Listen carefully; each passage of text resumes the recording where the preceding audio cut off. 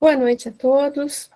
Com grande alegria que a gente está dando início a mais uma reunião do NEPGCL, hoje no dia 6 de setembro de 2022. Continuamos com o capítulo 11 de Mateus, hoje a partir do versículo 16, 11 e 16. Então, antes da gente começar, a Márcia vai fazer para a gente uma prece inicial. Por favor, Márcia. Queridos amigos espirituais, amigos caros também que nos acompanham nesta noite, nós agradecemos a presença, a proteção de todos vocês. Pedimos que nos inspirem nesta noite, Filha Valdete, que vai conduzir os estudos também, para que possamos aprender um pouco mais sobre essa doutrina maravilhosa, aprendermos mais sobre o Evangelho de Jesus, e que possamos, esse aprendizado, colocar em prática, nos melhorarmos um pouquinho, cada dia mais, rumo à nossa evolução.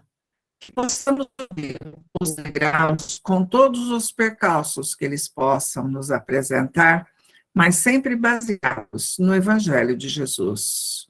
Nos abençoe e nos proteja, queridos amigos, o nosso estudo desta noite renda frutos, que possamos sair desta nossa reunião preenchidos com a consciência de que estamos procurando evoluir cada vez mais. Que assim seja. Que assim seja. O Zezé chegou aí, mas parece que não entrou ainda direitinho. Deixa eu colocar aqui.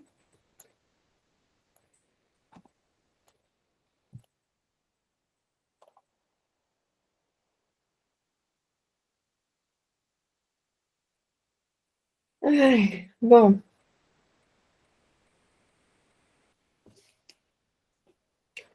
Então,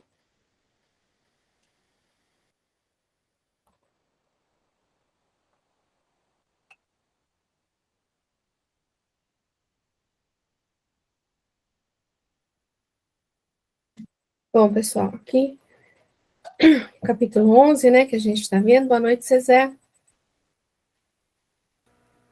Boa noite, pessoal. Desculpa aí o atraso, tá? Sem problemas. Então, vamos dar uma recordada nesse capítulo 11, né? Rapidamente, aqui, só o começo. João, ouvindo no cárcere sobre as obras do Cristo, enviou seus discípulos e, por meio deles, disse-lhes: És tu aquele que vem, ou esperamos outro? Jesus, em resposta, disse-lhe: Ide e anunciai a João o que ouvis e vedes. Cegos voltam a ver, coxos andam, leprosos são purificados, surdos ouvem, mortos são erguidos, pobres são evangelizados. E bem-aventurado quem não se escandalizar em mim. Assim que eles saíram, Jesus começou a dizer às turmas a respeito de João: Saíste ao deserto para contemplar o quê? Um caniço sacudido ao vento?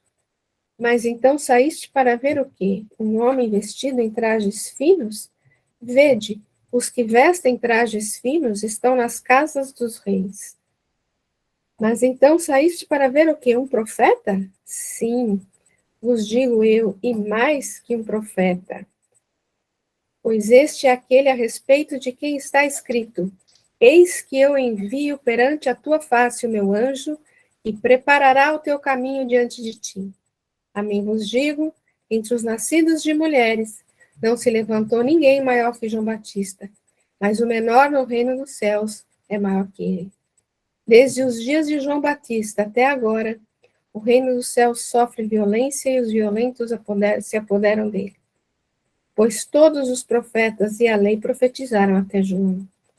E se quiserdes aceitar, ele é o Elias que havia de vir. Quem tem ouvidos, que ouça. E hoje, o desafio de hoje, né? Eu já coloquei os dois aqui, porque um é complementa o outro, né? Mas a quem assemelhar esta geração é semelhante a criancinhas sentadas nas praças, clamando para as outras, dizendo: Tocamos flauta para vós e não dançaste, cantamos lamentações e não lamentaste.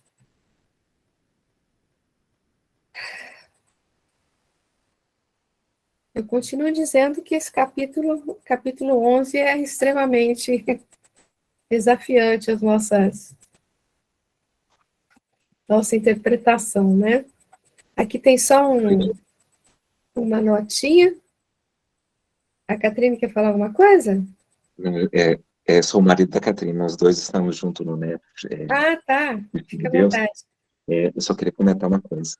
Ah, Recentemente nós trabalhamos esse capítulo todinho, né, o hum. capítulo 11 de Mateus, nós trabalhamos no nosso NEP aqui. Então, se vocês quiserem, nós tivemos muitas conclusões interessantes aí. No final, quando vocês quiserem, a gente pode colaborar com algumas coisas, tá? Com certeza, meu amigo, com certeza. Fique à vontade para colocar aí as suas Tem uma reflexões. passagem do Chico Xavier que ele comenta que abre um campo muito grande para a gente fazer um ótimo entendimento desse capítulo, tá? Do Chico, qual que é? É A Sombra do Abacateiro, está na página mais ou menos 82 do livro A Sombra do Abacateiro. Foi traduzido e trazido por Carlos Barcelli. E ele trata que essa questão do João Batista, eu só vou falar rapidamente, vocês me desculpem estar interferindo no estudo de vocês, Imagina, fica à vontade. que o Chico Xavier chega a comentar sobre a questão do jugo suave, que é o final do capítulo, né? Que Jesus conclama a todos nós que estamos cansados e para que a gente possa, né, estar junto dele, porque o jugo dele é suave e o fardo é leve. Então, o Chico Xavier fala brilhantemente sobre essa questão.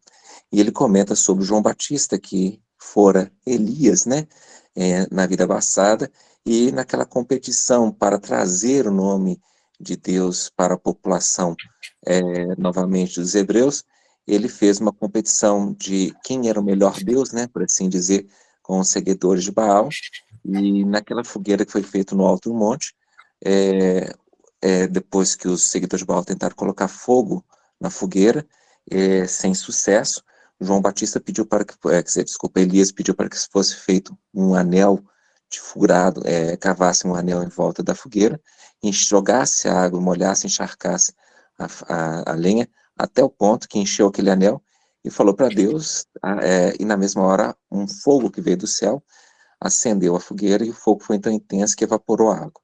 E aí os soldados perguntam para João o que ele deveria fazer. E aí João, Elias fala, corta a cabeça de todos eles.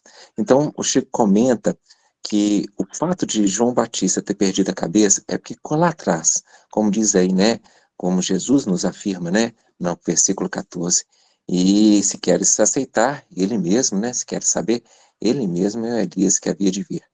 Então a gente começa a perceber um fato bastante interessante, que a lei da ação e reação.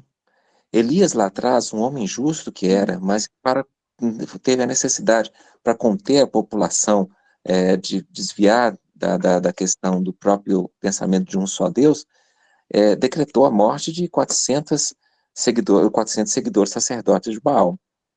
E aí, a misericórdia de Deus foi tão grande que ele só perdeu uma cabeça. Mas o Chico chega a comentar que ele perdeu a cabeça por ser jugo forte. A gente sabe que dos nascidos de mulher ele era o maior.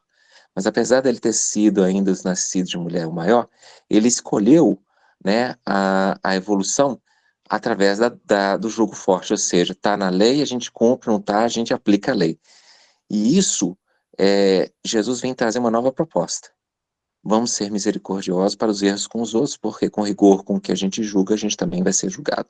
E a gente não sabe, todos nós sabemos que o nosso passado é um passado que tem vários erros. Então é fácil a gente cometer um erro nesse sentido, para a gente ficar pedindo justiça para os erros das outras pessoas. Então, quando a gente pede misericórdia, a gente está nesse caminho. Da mesma forma que nós temos um exemplo de jugo forte, mas que evoluiu pelo jugo forte, que é João Batista, no Novo Testamento, nós também temos um exemplo de jugo suave no Novo Testamento, que é João, o evangelista, o quarto evangelista, que ele morreu de velhice, foi o único discípulo que morreu de velhice, porque a dor não bate muito à porta daquele que age com misericórdia para com o próximo, porque ele está julgando a outra pessoa na misericórdia, e o amor cobre multidões dos nossos pecados, a gente acaba acertando os nossos erros, cobrindo os nossos erros com amor no presente. Então, para finalizar esse meu comentário, a gente observa que tem uma passagem aqui que vocês acabaram de ler, que ele fala o seguinte: desde os dias de João Batista até agora, o reino dos céus sofre violência. E os que fazem violência são os que arrebatam. Então, Jesus, nesse versículo 12, ele abre a visão para a gente dizendo o seguinte: olha, até agora, até João Batista, toda a evolução do reino dos céus tem conseguido pelo jugo forte. Vocês têm conseguido, assim, olho por olho, dente por dente. A evolução, então, tem sido conseguida através da violência. Mas a partir de agora, quer dizer, e vocês conseguem alcançar o céu, arrebatar-se aos céus, né? Através desse jugo forte. Mas a proposta do Cristo, que ele termina lá no final do capítulo, quer dizer, o capítulo é todo costurado, né? Então, lá no versículo 28, que vocês ainda não vão falar hoje, mas só para poder consolidar meu raciocínio aqui, né? Vinde a mim todos que andais aflitos e sobrecarregados, e eu vos aliviarei. Aceitai sobre vós o meu jugo, e aprendei de mim, que sou manso e humilde de coração, e achareis descansos para as vossas almas, porque é suave o meu jugo e leve o meu fardo. Então, uma coisa que é só para finalizar, desculpa, eu estou falando muito, mas uma das coisas que a gente observa é que o João, ele sabia que Jesus era o Cristo, porque ele batizou Jesus. Só que na crença judaica, com a chegada do Messias acabaria o sofrimento. E assim que Jesus encontra com João Batista é preso. Então, por isso, João Batista no cárcere fica na dúvida se Jesus era realmente o Messias ou se deveria esperar outro. Porque, na verdade, ele esperava que era com a chegada do Messias acabaria o sofrimento. E assim que ele conheceu o Messias, ele foi preso, estava sofrendo na prisão. Então, Jesus fala que, olha, vai mostrar para ele que, na verdade, olha lá, os coxos estão andando, os leprosos estão se limpando, os surdos estão ouvindo, os mortos ressuscitaram. E o que mostra que realmente ele era o Messias é que os pobres são anunciados aos pobres o Evangelho, porque foi a primeira religião que veio para os desvalidos do mundo. Então a gente vê que é um capítulo todo consolidado, nos conclamando, nos chamando a sermos e termos o jugo suave. Ou seja, quando a gente tiver o jugo suave, a gente evita o sofrimento batendo na nossa porta. E isso não sou eu que estou falando, é o nosso amado e querido Chico Xavier que faz essas considerações. Ele faz o seguinte: todo mundo que procura a evolução através do jugo forte, ele acaba evoluindo com dor, com sofrimento. Então, Jesus nos conclama a entregar o jugo, que é aquela peça que prende os bois no carro de boi. Então, quando a gente quer amansar um boi que é bravo igual a gente põe do lado de um boi manso. E esse boi manso do outro lado, nesse nosso simbolismo aí, é o próprio Cristo, que vai nos ensinar a andar juntos, sem revolta, sem desequilíbrio, aprendendo a ser manso com ele, que ele vai nos ensinar no jugo, e o nosso fardo que nós vamos carregar com isso vai ser extremamente leve. Então, é só isso que eu queria, só para poder ajudar com um estudo que nós fizemos aqui, que acho que essa troca de experiência é muito importante, né? Então, desculpa se eu falei demais. Obrigado aí pela paciência. Imagina. Então, na verdade, você fez meio que um resumo do que a gente já tinha visto aqui atrás, né? E hoje a ideia é trabalhar esses versículos. Na verdade, vamos trabalhar, na verdade, um de cada vez. Eu coloquei aqui os dois porque eles meio que se complementam, né? Mas, pensando no primeiro, aqui no 16, né? A quem assemelharei essa geração? É semelhante a criancinhas sentadas nas praças clamando para as outras. Alguém tem algum comentário para fazer aqui? Gostaria de falar alguma coisa com relação a isso aqui? Não? Na verdade, assim, quando ele fala aqui em geração, a quem assemelharia essa geração? Quando a gente fala em geração dentro do Evangelho, a gente não pode pensar assim que a geração anterior à minha foi meu pai e meu avô, né? Não é esse tipo de geração que a gente está se referindo aqui dentro do Evangelho, né? E então, quando você fala em geração, pensando no Evangelho, a gente lembra o que lembra essa questão de geração?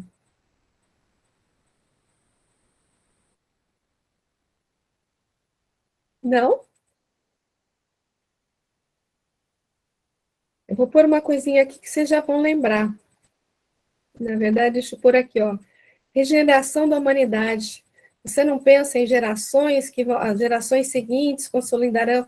Vocês não vão lembrar da questão das gerações que vêm na Terra e que periodicamente, assim, gradativamente, vai fazendo com que, vamos dizer, o patamar evolutivo da humanidade, ele seja gradativamente alterado, não é isso? Então, quando você pensa a quem semelharei a essa geração? Você está pensando, ele está perguntando, que geração é essa? É uma geração, assim, completamente ainda evoluída, ainda incerta, ainda ignorante no bom sentido, né? Que geração é essa? Então, aí você pensa, no Livro dos Espíritos, por exemplo, porque essa sequência de gerações, ela vai propiciar o quê? Ela vai propiciar a mudança da Terra. Ela vai propiciar que de uma maneira consolidada, em determinado momento, o bem será predominante. Não é isso? O bem será predominante. Então, nessa questão aqui do Livro dos Espíritos, ele pergunta assim: poderá jamais implantar-se na Terra o reinado do bem? É como se ele estivesse perguntando assim: corre o risco da gente nunca conseguir? Da gente nunca conseguir realmente se regenerar? Então, veja a resposta do Livro dos Espíritos. O bem reinará na Terra quando, entre os espíritos que a vêm habitar, os bons predominarem, porque então farão que aí reinem o amor e a justiça, fonte do bem e da felicidade. Por meio do progresso moral e praticando as leis de Deus, é que o homem atrairá para a terra os bons espíritos e dela afastará os maus. Estes, porém, não a deixarão, senão quando daí estejam banidos o orgulho e o egoísmo. Continuando. Predita foi a transformação da humanidade, e vos avizinhais do momento em que se dará, momento cuja chegada apressam todos os homens que auxiliam o progresso. Essa transformação se verificará por meio da encarnação de espíritos melhores que constituirão na Terra uma geração nova. A resposta é mais longa, eu preguei só esse pedacinho aqui, tá? Então, quando ele pergunta aqui, corremos o risco de realmente a gente não conseguir implantar na Terra o reinado do bem, e ele está escrito, aqui no meio da questão, ele põe assim: predita foi a transformação da humanidade. Predita foi, quer dizer, a gente não corre o risco de não acontecer isso. Porque existe um mecanismo, vamos dizer assim, que está na mão do mundo espiritual, na mão de Jesus, de Deus, né? Que a gente às vezes não conta com isso, mas que é a reencarnação. Eles têm na mão quem fica, quem não fica, quanto fica, se vai, se não vai, não é? Então, predita foi a transformação da humanidade. E a gente tem que lembrar que está nas mãos de Jesus, né? E vos avizinhais do momento momento cuja chegada apressam todos os homens que auxiliam o progresso.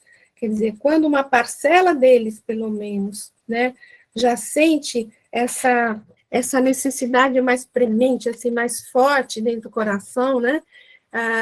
As pessoas que realmente se dedicam de alguma forma a divulgar a boa nova, de alguma forma a ajudar os semelhantes, né? Não precisa divulgar a boa nova, mas se você estiver fazendo o bem à tua volta, você está apressando esse progresso, né? Então, com relação à geração que ele fala aqui, que geração é essa? Ainda é a geração daqueles mais complicados, ou já é uma geração... Oh, meu Deus, estou enrolando a língua hoje aqui. Ou é uma geração, assim, que já se preocupa em apressar esse progresso, né? E tem em obras póstumas um texto que é a regeneração da humanidade, é um texto muito longo, mas eu também peguei partes aqui, tá? O que se prepara para a regeneração da humanidade, né? Não é, pois, o fim do mundo material, mas o fim do mundo moral. É o velho mundo, o mundo dos preconceitos, do orgulho, do egoísmo e do fanatismo que se esboroa. Cada dia leva consigo alguns destroços. Tudo dele acabará com a geração que se vai, e a geração nova erguerá o novo edifício, que as gerações seguintes consolidarão e completarão. Né? Então, ó, cada dia leva consigo alguns destroços. Então, ela está se destruindo, ela está se transformando, vamos dizer assim, aos poucos. Né? Então, a cada dia, a cada momento, algumas coisas complicadas vão sendo, os destroços que ele fala aqui, né, vão sendo deletados, vamos dizer assim. E a mudança é gradativa. Né? E prosseguindo, em cada criança que nasça, em lugar de um espírito atrasado e propenso ao mal, encarnará um espírito mais adiantado e propenso ao bem. Trata-se, portanto, muito menos de uma nova geração corporal do que de uma nova geração de espíritos. Então, quando se fala em geração em mundo espiritual, né, em termos espirituais, em termos do evangelho, é esse tipo de conceito que a gente tem que encarar, certo? Continuando ainda aqui dentro de obras póstumas, né? O que, ao contrário, distingue os espíritos atrasados é, primeiramente, a revolta contra Deus, pela negação da providência e de qualquer poder acima da humanidade. Depois, da propensão instintiva para as paixões degradantes, para os sentimentos antifraternais do orgulho, do ódio, do ciúme, da cupidez, enfim, a predominância de apego a tudo o que é material. Desses vícios é que a terra tem que ser expurgada pelo afastamento dos que recalcitram em emendar-se, visto que são incompatíveis com o reino da fraternidade e os homens de bem sofriam sempre com o contato dessas criaturas. E, finalmente, a fé inata será um dos caracteres distintivos da nova geração. Não a fé exclusiva e cega que divide os homens, mas a fé raciocinada, que esclarece e fortifica, que os une e os confunde num sentimento comum de amor a Deus e ao próximo. Com a geração que se extingue, desaparecerão os últimos vestígios da incredulidade e do fanatismo, igualmente contrários ao progresso moral e social. Bom, comentários, gente? Esse é um texto bastante conhecido nosso, né? Bastante conhecido. Mas é para a gente ter noção de quando ele se refere a que geração é essa. É esse tipo de geração que ele está se referindo. Tá? Tudo bem? Algum comentário? Não? E quando ele se refere a criancinhas, né? Voltando aqui, é semelhante a criancinhas sentadas nas praças clamando para as outras. O que a gente entende por criancinhas em termos espirituais? Isso vocês sabem.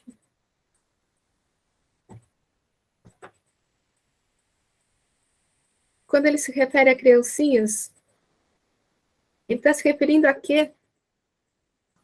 Vocês estão muito calados. Espíritos mais novos, né? Sim, somos todos nós, na verdade, né? Espíritos que ainda temos que crescer bastante, não é? Mas são sim, Marcinha. Né? Mas nós todos podemos ser comparados com criancinhas diante de Jesus, né? É como que aquele pai que vê uma criança, o pai, a mãe, né? Que vê uma criancinha pequena, um bebê, fazendo uma artezinha qualquer ali, né? Derrama alguma coisa, suja alguma coisa, sei lá. A mãe e o pai não é uma criança, né? Então, quando a gente se faz algum equívoco aqui, Aos olhos de Jesus, nós somos como essas crianças que fazem algumas travessuras, vamos dizer assim, por falta de conhecimento, né? Então, quando ele fala em criancinhas, também no livro dos Espíritos, gente, é a questão seguinte, mas em todo caso eu pus essas daqui. Dos Espíritos, uns terão sido criados bons e outros maus. Quer dizer, se você pensar que o espírito bom é um espírito que já cresceu bastante, né? Está deixando de ser criança já, e o espírito mau é aquele que ainda é mais infantil ainda, que ainda falta muito a aprender, né? Então, uns vão nascer bons e outros maus? Uns vão nascer mais inferiores, outros mais evoluídos? É isso que está perguntando, né? Então, a resposta é: Deus criou todos os espíritos simples e ignorantes. Eu imagino que todos conheçam essa resposta também, né? Isto é, sem saber. A cada um deu determinada missão, com o fim de esclarecê-los e de os fazer chegar progressivamente à perfeição, pelo conhecimento da verdade para aproximá-los de si. Nessa perfeição é que eles encontram a pura e eterna felicidade. Passando pelas provas que Deus lhes impõe, é que os espíritos adquirem aquele conhecimento. Uns aceitam submissos essas provas e chegam mais depressa à meta que lhes foi assinalada. Outros só as suportam murmurando, e pela falta em que desse modo incorrem, permanecem afastados da perfeição e da prometida felicidade. E a questão 115A vai mais direto ao que a gente está falando aqui. Segundo o que acabais de dizer, os espíritos em sua origem seriam como crianças, olha aqui, como crianças ignorantes e inexperientes, só adquirindo pouco a pouco os conhecimentos de que carecem com o percorrerem as diferentes fases da vida? Sim, a comparação é boa. A criança rebelde se conserva ignorante e imperfeita. Seu aproveitamento depende da sua maior ou menor docilidade. Mas a vida do homem tem termo, ao passo que a dos espíritos se prolonga ao ínfimo. O que ele está querendo dizer aqui? Que realmente a comparação que foi feita aqui é ótima, né? Crianças ignorantes e inexperientes adquirindo pouco a pouco os conhecimentos. Mas ele fala assim, que a criança que é rebelde, né, ela vai se conservar ignorante e imperfeita por mais tempo. Aquela criança rebelde que não aceita de jeito nenhum as orientações, né, ela vai ficar mais tempo nessa condição. E o seu aproveitamento depende da maior ou menor docilidade, ou seja, da maior ou menor condição que ele tem de aceitar o que vem de conhecimento, o que vem de orientação, né, de aceitar o evangelho, né, de aceitar a doutrina espírita. Mas ele fala que a vida do homem tem termo, quer dizer, encarnado, ele tem termo, né? Ao passo que a dos espíritos se prolongou infinito. Quer dizer, se ele não conseguir nessa encarnação, ele terá outras possibilidades e ele estará, então, em outra geração, né? Ele virá em outra geração, que será mais propícia ao grau de adiantamento deles. Certo? Bom, outra pergunta, também no Livro dos Espíritos, né? Pode alguém, por um proceder impecável na vida atual, transpor todos os graus da escala de aperfeiçoamento e tornar-se espírito puro, sem passar por outros graus intermediários? Quer dizer, é como se ele dissesse assim, pode passar já de uma geração para outra, assim, sem, né? Na mesma encarnação, ele muda completamente já o seu patamar? E a resposta é não. Não, por mais que a gente se esforce, né? Pois o que o homem julga perfeito, longe está da perfeição. Há qualidades que lhe são desconhecidas e incompreensíveis. Poderá ser tão perfeito quanto o comporte a sua natureza terrena, mas isso não é a perfeição absoluta. Dá-se com o espírito o que se verifica com a criança, olha aqui a criança de novo, se verifica com a criança que, por mais precoce que seja, tem de passar pela juventude antes de chegar à idade da madureza. E também com o enfermo, que para recobrar a saúde tem que passar pela convalescença. Demais, ao espírito cumpre progredir em ciência e em moral. Se somente se adiantou num sentido, importa se adiante no outro, para atingir o extremo superior da escala. Contudo, quanto mais o homem se adiantar na sua vida atual, tanto menos longas e penosas lhe serão as provas que se seguirem. E outra questão, pode ao menos o homem, na vida presente, preparar com segurança para si uma existência futura menos prenhe de amarguras? Claro que pode, né? Sem dúvida. Pode reduzir a extensão e as dificuldades do caminho. Só o descuidado permanece sempre no mesmo ponto. Só o descuidado permanece estacionado, né? Tá bom, gente? Só, assim, é importante a gente, quando estuda, né, o Evangelho, fazer as conexões com a doutrina, né? Porque nós estamos estudando o Evangelho à luz da doutrina espírita, não é? Então, muitas vezes a gente não consegue fazer esse vínculo mais preciso, assim, né? Mas é bom a gente procurar sempre quando a gente consegue, né? Então, essa questão da geração, essa questão da criança, é uma oportunidade da gente fazer esse vínculo, certo? Bem, quer fazer algum comentário? Sem comentários hoje. Com relação a praças, porque voltando lá, né? Semelhante a criancinhas sentadas nas praças, clamando para outras. Então, praças,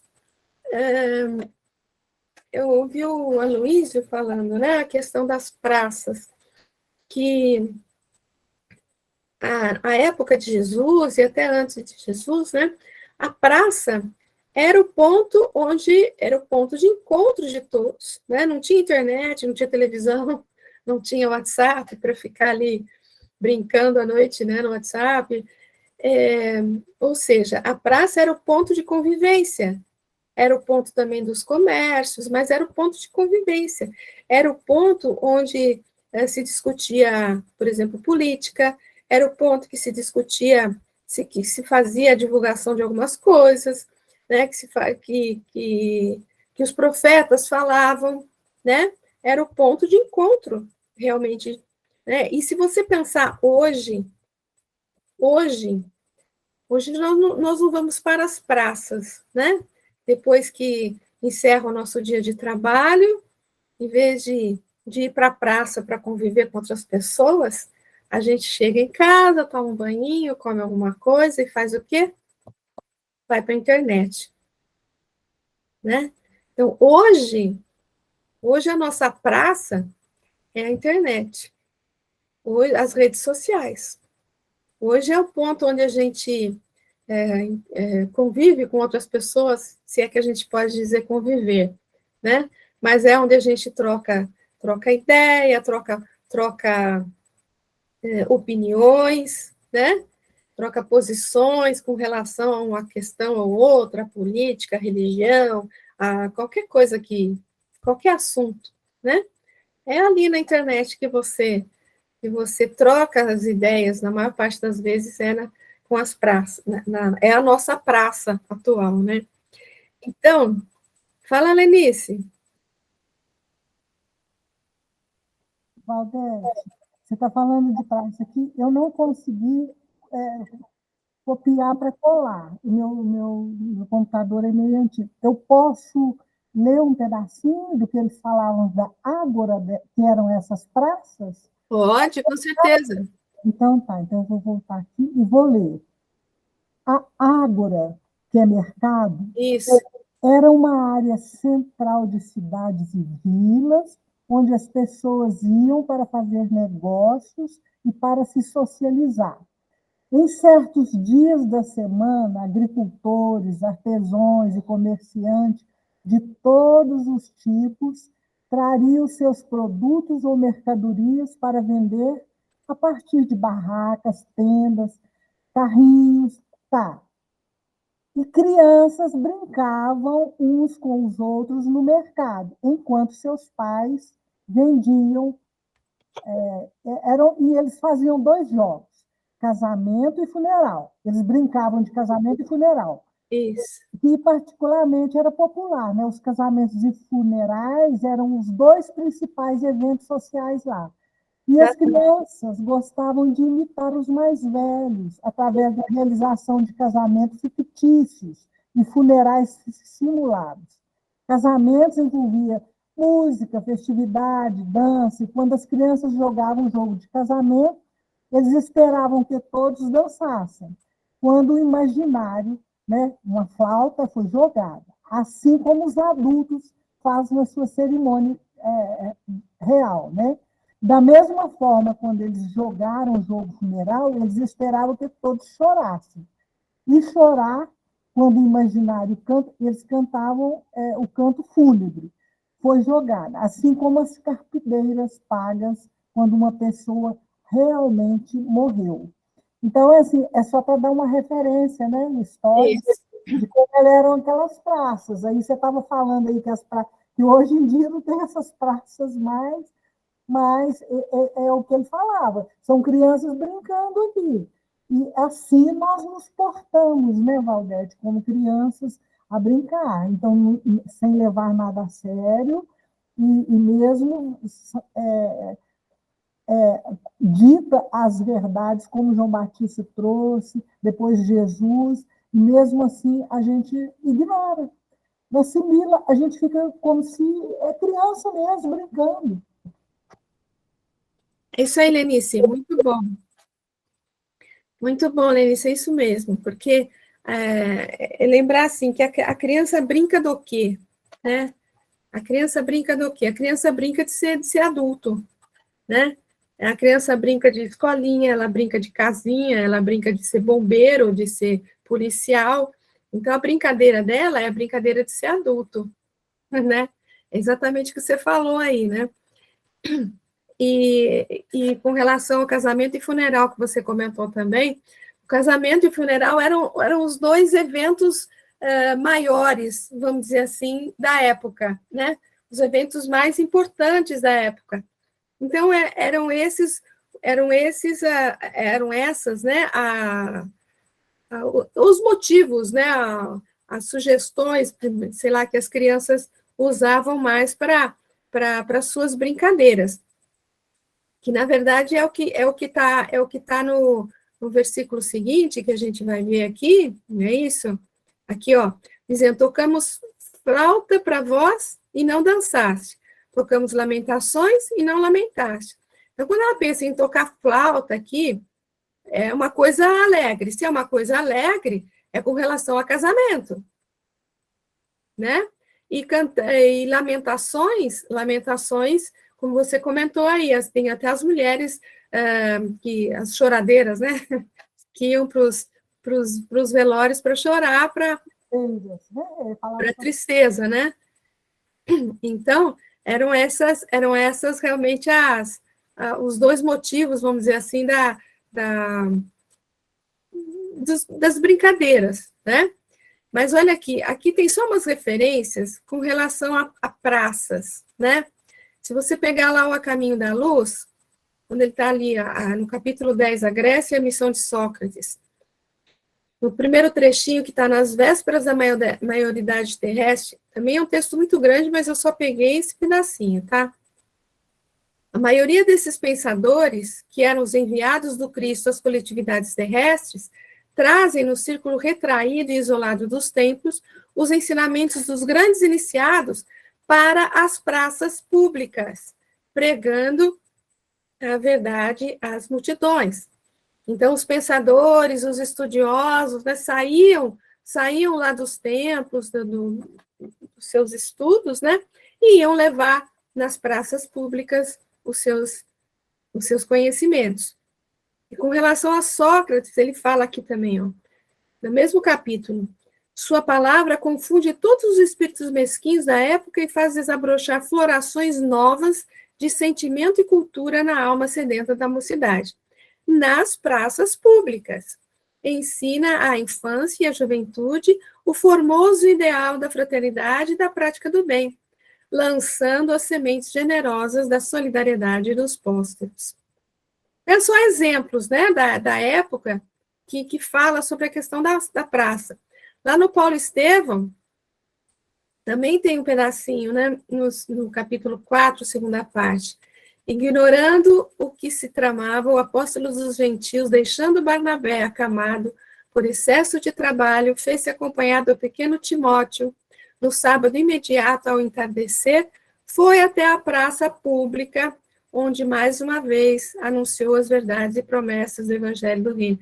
Quer dizer, mais uma vez, então, praça pública era o local onde era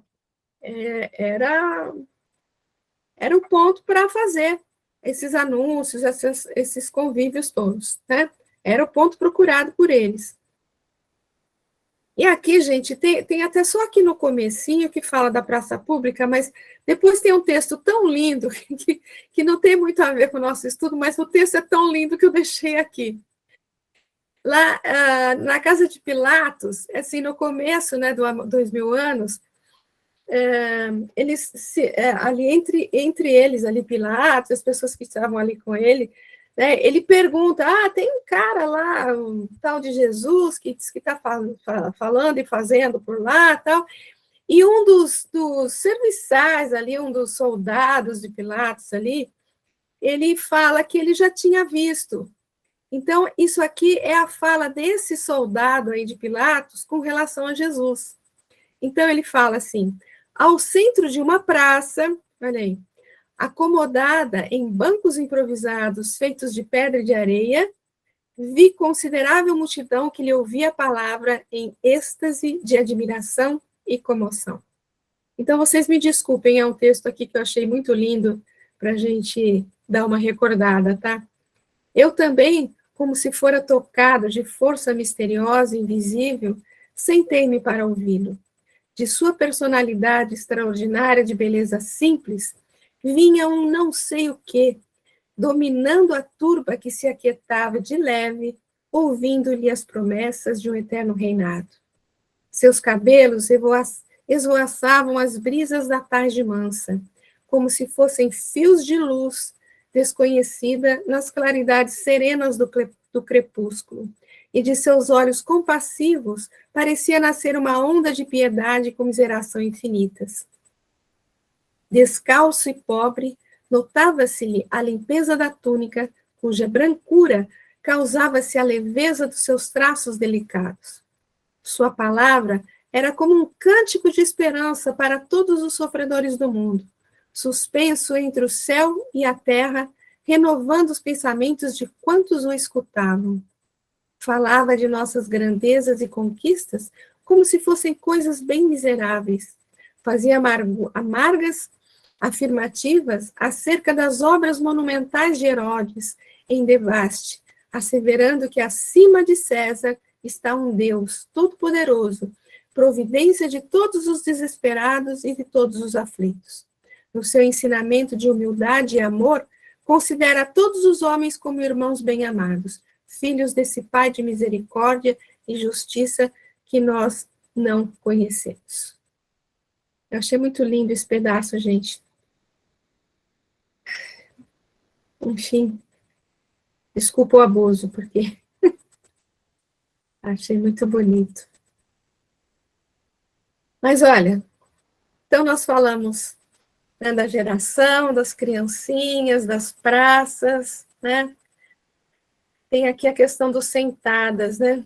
A pessoa que está sentada, ela não está nem de pé e nem deitada, vamos dizer assim, né? Ela está pronta para alguma coisa.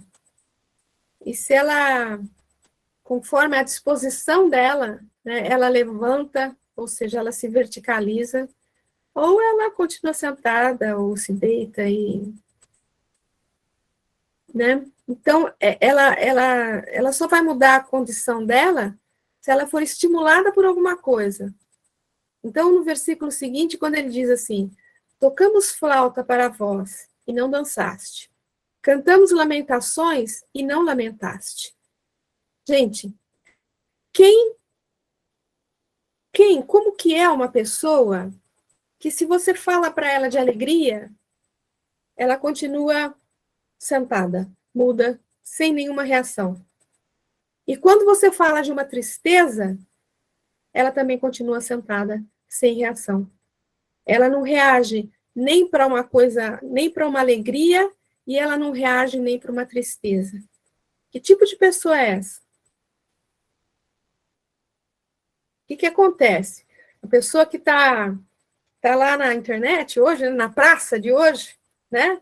Vê lá uma notícia, um holocausto lá, sei lá, morreram não sei quantas pessoas, um desastre terrível e não sei o que, pererê, pererê. Ela continua vendo aquilo sem nenhuma ação. Em seguida, ela vê, olha, uma ONG salvou não sei quantas pessoas, fez uma coisa boa aqui que aconteceu em tal lugar, tal. Ela continua sem nenhuma reação. Ela não põe nem um coraçãozinho, nem uma carinha triste, nem uma carinha alegre. Ela continua na mesma condição que ela está, sentada. Que tipo de pessoa é essa?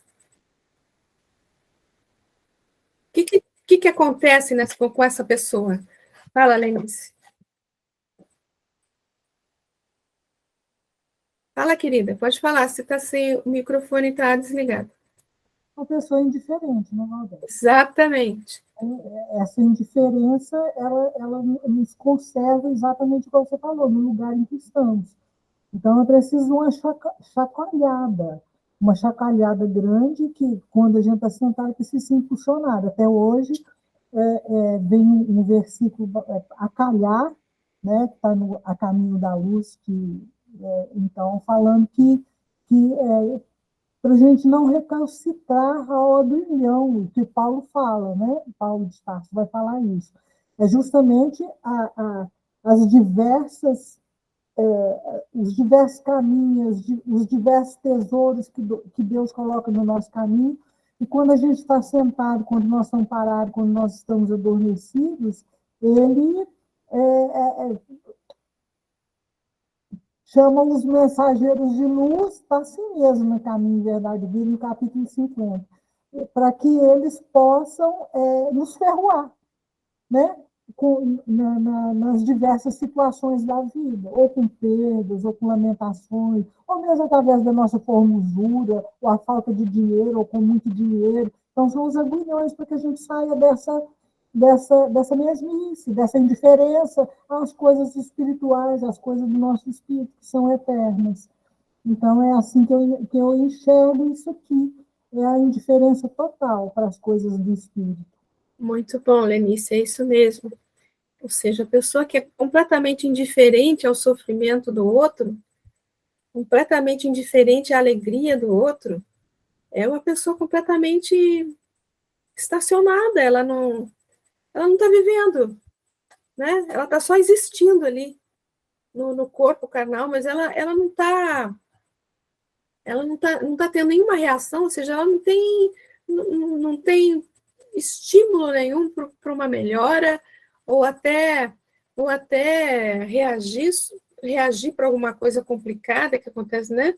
Então, a indiferença é terrível, né? A pior coisa que acontece com a pessoa é a indiferença, a falta de ânimo para qualquer coisa, né? Aí eu peguei um texto aqui, pode falar, Lenice.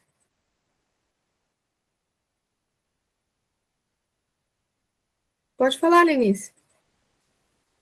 Você está sem som. Desculpa, Valdete. E você falando aí dessa indiferença, e a gente sabe que o contrário do amor é a indiferença. Então, é a falta de sentimento daquelas pessoas, né? Nem para o bem, nem para o mal. Então, ele está totalmente apática a tudo. Então, é a falta de sentimento mesmo que está movendo essa nossa geração, que está preocupada só com as ilusões da vida, que não está preocupada com o ser espiritual, com as nossas necessidades e nem mais. Então, essa geração está dessa forma. É isso aí. Muito bom mesmo. Eu peguei um texto aqui, gente, do Emmanuel, né? Moradias de Luz. Certa vez disse o Divino Mestre: existem muitas moradas na casa de meu Pai. Certamente Jesus se referia à imensidão do universo e às residências do homem. No entanto, é natural respeitar-lhe a palavra em sentido mais alto, mais amplo, talvez, né? Porque quando ele fala em diversas moradas, não são só os diversos planetas, né? Mas você pensa em morada, por exemplo, a casa mental. A nossa casa mental é a nossa morada de hoje, né? Então ele prossegue. Cada criatura humana, a rigor, reside um espírito nos seus próprios pensamentos. Ou seja, cada criatura humana tem aqui a sua morada, né? Sem dúvida, encontramos amigos dos mais diversos matizes em toda parte, desde os palácios e mansões aos barracos e choças, em que as criaturas partilham da riqueza e da penúria conhecidas no mundo. É razoável, porém, ponderar que os chamados ricos e pobres residem mentalmente no contexto das ideias que alimentam dentro da vida. Prosseguindo, vemos os portadores de patrimônios de ordem superior mantendo-se nas edificações cujas linhas e particularidades lhes revelam a altura social e as prendas de reconforto, e notamos a multiplicidade das provações dos que se acham retidos nas mais atribuladas condições da existência. Temos os irmãos que se vestem na estanhema da pobreza material e aqueles outros que se julgam triunfadores nos ápices da cultura e da fortuna de que são detentores. Se alguns se regozijam com a posse transitória do ouro, muitos gemem sob o peso de tarefas sacrificiais. Lamentamos, aqui que vem a parte mais interessante, lamentamos o ressentimento de numerosos companheiros segregados com privações e necessidades, embora as muitas exceções existentes no assunto. E igualmente lastimamos a indiferença de muitos amigos ante o sofrimento das vítimas da penúria da vida material, como se essa penúria não existisse, reclamando de nossa parte essa ou aquela migalha de nosso socorro e solidariedade.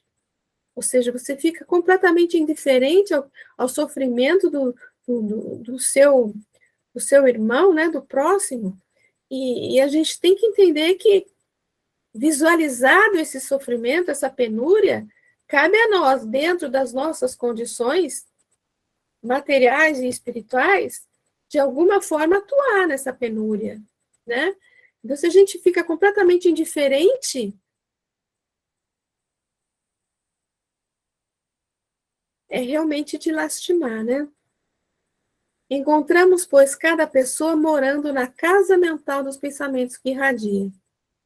Na criação, quer dizer, a pessoa que, voltando aqui, né? Quer dizer que a pessoa que, igualmente lastimamos a indiferença, né? A pessoa que fica completamente indiferença, como que é essa casa mental? Como que é essa casa mental? Né? Encontramos, pois, cada pessoa morando na casa mental dos pensamentos que irradia. Veja o que ela pode irradiar com essa indiferença, então, né? Completamente fria, completamente nada, nem um pouco de amor, de calor, né? Na criação do Supremo Pai, existem muitas moradas e compete-nos agir e servir para que todos os moradores se unam na compreensão e no entendimento, para que a Terra não mais possua gaiolas de egoísmo e cárceres de ódio, a impedirem, nos caminhos da evolução, a nossa integração na vitória da paz e do amor. Cumpre-nos, assim, reconhecer que todo espírito mora no que pensa. Olha que coisa. Cumpre-nos assim reconhecer que todo espírito mora no que pensa e se classifica no que faz. Nesse critério, peçamos a Jesus, cujos ensinamentos constituem verdadeira morada de luz especial, nos acolha, a fim de que saibamos ser discípulos fiéis dele, nosso Mestre e Senhor, em todos os tópicos da vida, para que a nossa mente brilhe por moradia luminosa, agora e sempre.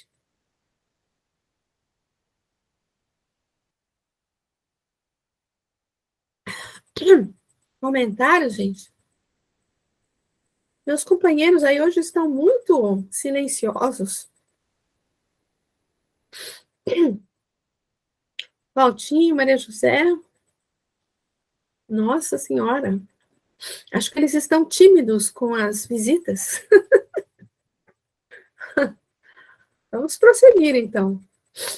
Eu estou com a voz um pouco ruim e eu, como falei muito na última hora, eu estou tossindo muito, Val.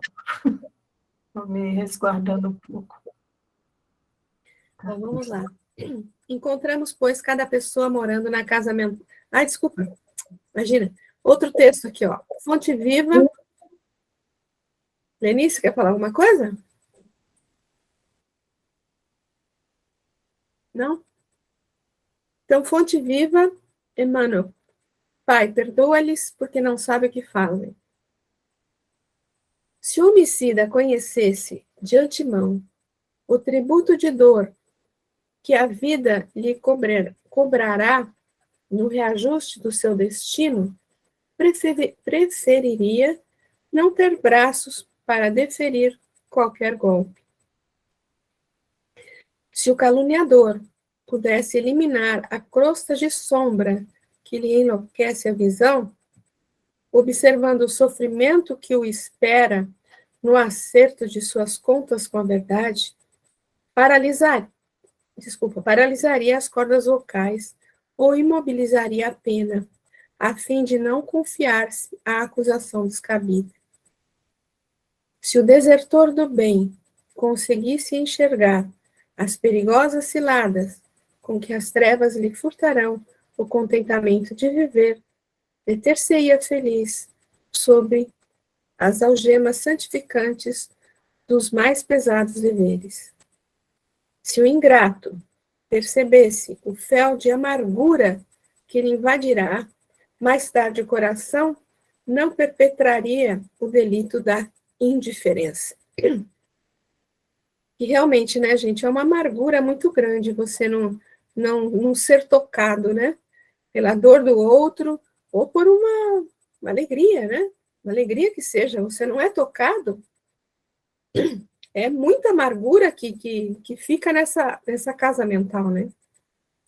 Se o egoísmo contemplasse a solidão infernal que o aguarda, nunca se apartaria da prática infatigável da fraternidade e da cooperação. Se o glutão enxergasse os desequilíbrios para os quais encaminha o próprio corpo, apressando a marcha para a morte, renderia culto invariável à frugalidade e à harmonia. Se soubéssemos quão terrível é o resultado de nosso desrespeito às leis divinas, jamais nos afastaria do caminho reto. Perdoa, pois, a quem te fere e calunia, calunia, né? Em verdade, quantos se rendem às sugestões perturbadoras do mal, não sabem o que fazem.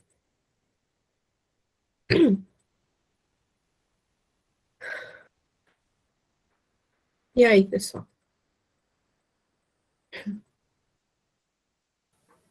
Viu, Val?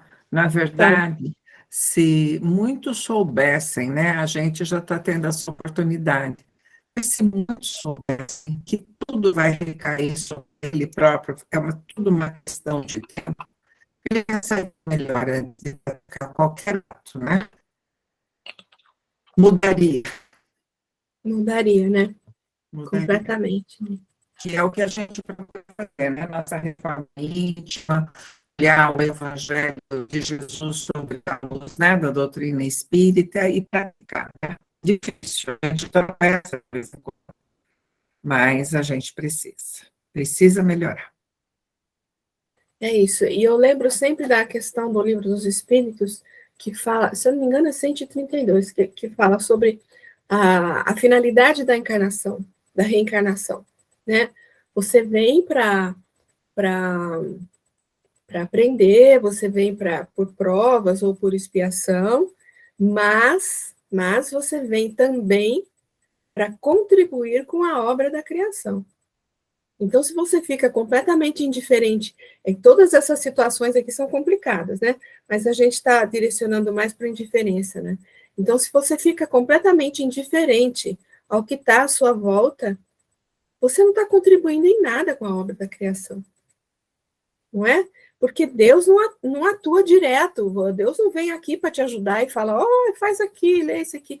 Não, ele coloca uma pessoa do teu lado, não é? Ele coloca uma pessoa do teu lado, ou ele manda um recado de alguma forma, te manda um vídeo que você vai assistir, ele manda alguma coisa, né? Ele coloca uma pessoa do seu lado, por exemplo, que te dá uma sugestão, que faz um comentário a respeito de alguma coisa, e que vai, às vezes, te acordar para alguma situação, não é?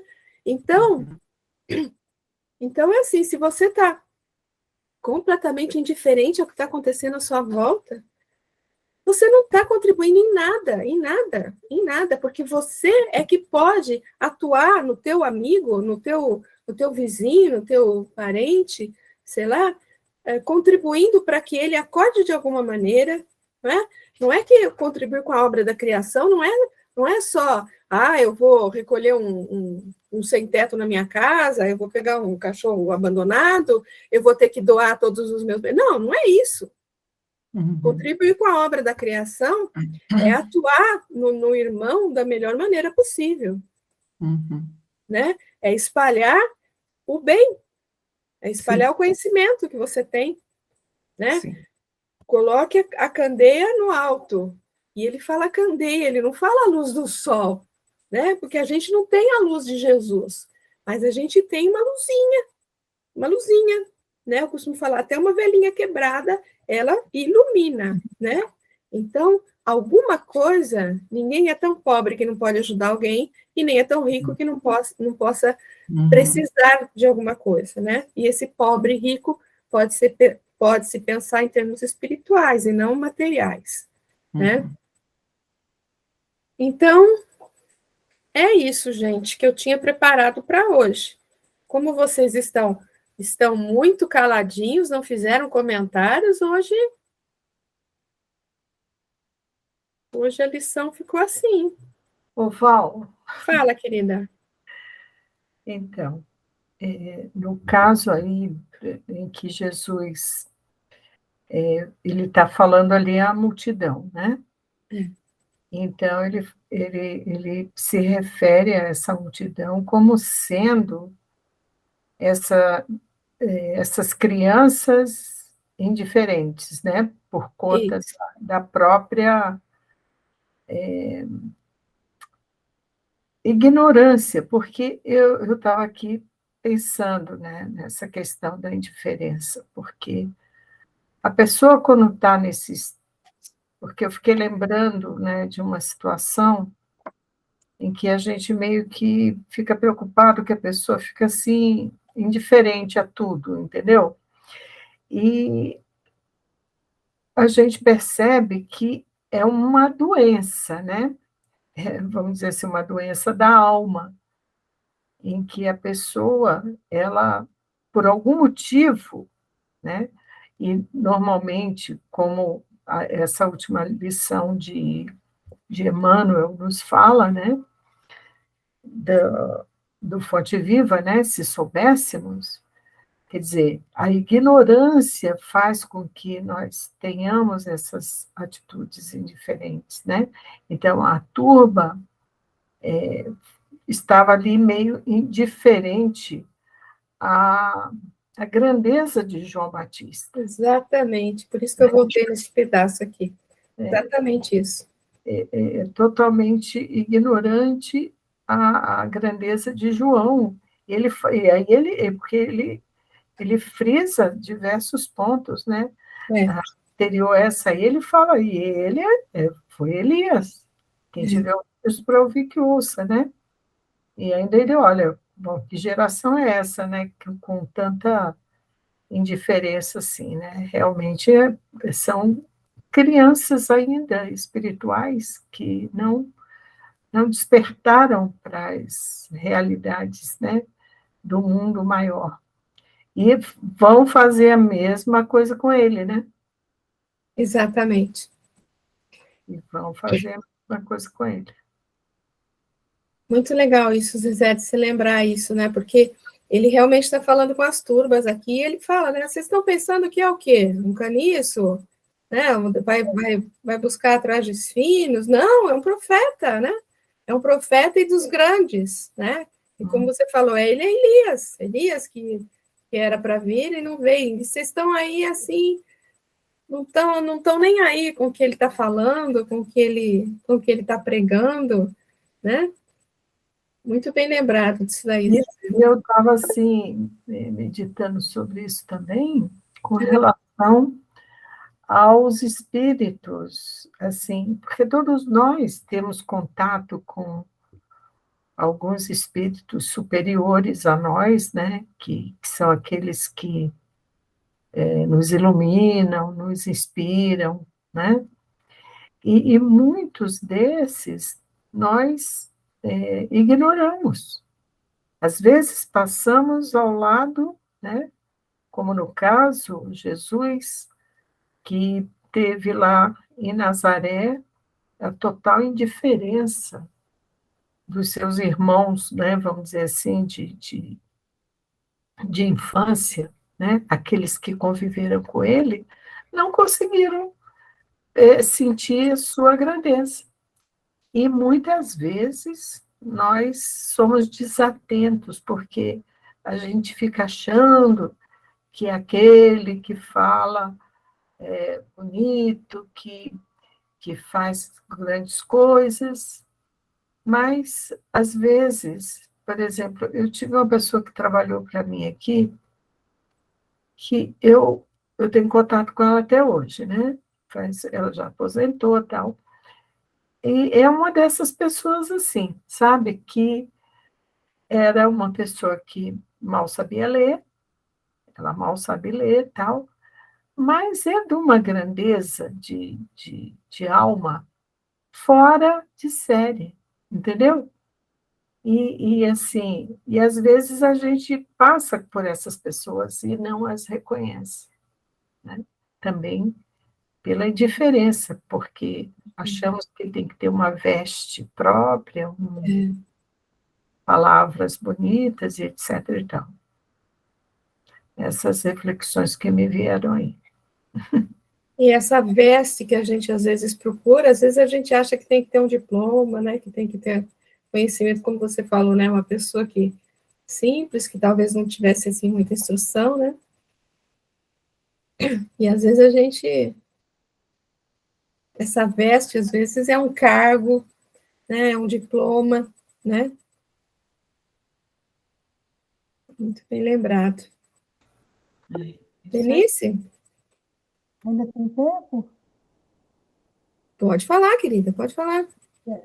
Assim, eu fico pensando que, na realidade,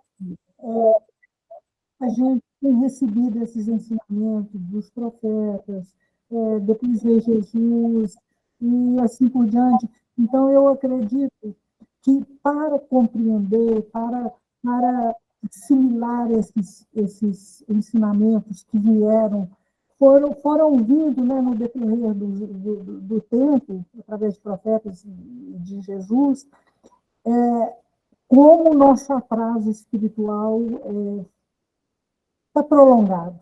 Porque, na realidade, se ele fala assim, essa geração está comparada, é porque, então, tínhamos condições de assimilar o que ele está falando, se nós não fôssemos indiferentes. Então, porque a gente está sentado, porque ele está mandando ensinamentos há muito tempo, e a gente está desatento, quer dizer, está ignorando aquilo que vai passar. Então, assim, eu não passo a mão na nossa cabeça por causa desse atraso espiritual nosso. É devido à nossa preguiça mesmo, à nossa vontade de abrir a acústica da nossa alma. Muito bem lembrado, Lenice. Porque a gente já tem muita informação, né? A gente já tem muita informação, a gente já tem muito conhecimento, muitos instrumentos didáticos, vamos dizer assim, para a gente dar um passo à frente, né? E se a gente não dá esse passo à frente, realmente é pela falta de bom ânimo, falta de vontade, falta de perseverança, né? E é indiferença, né? Realmente, indiferença com relação a tudo isso que a gente tem à disposição nossa e que a gente não dá o devido valor, né? Não dá o devido valor. Bom, o que mais, gente? Mais nada? Vamos encerrando aqui hoje, então. Vamos encerrando.